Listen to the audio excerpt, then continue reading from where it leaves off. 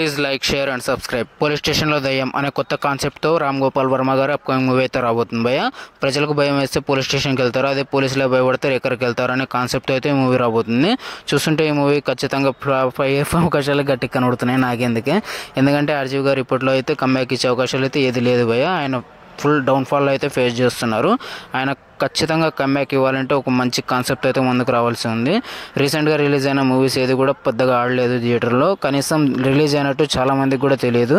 చూస్తుంటే ఏమో కూడా అదే రేంజ్లో అదే తరహాలో వెళ్ళిపోతుంది నాకైతే అనిపిస్తుంది. బై ద వే ఆర్జీవి ఫ్యాన్స్కి అయితే ఒక లైక్ వేసుకోవాలని చెప్తున్నాను నేను, ఎందుకంటే ఈ మూవీతో ఆయన కంబ్యాక్ ఇవ్వాలని నేనైతే కోరుకుంటున్నాను భయ్య. ఎందుకంటే నేను ఆర్జీవి ఫ్యాన్ కాబట్టి, ఆర్జీ ఫ్యాన్లో నేను కూడా ఒకటి కాబట్టి ఆయన కంబ్యాక్ కోసం నేనైతే ఈగర్లు వెయిట్ చేస్తున్నాను. వన్స్ అపాన్ ఏ టైమ్ లిటిల్ గోస్ట్ అనే పదం ఈయన కట్గా సెట్ అవుతుంది. వన్స్ అపాన్లో ఈయన బ్లాక్ బస్టర్స్, చాక్ బస్టర్స్ అలాంటి ఏంటంటే బ్లాక్ బస్టర్స్ అయితే తీయలేదు.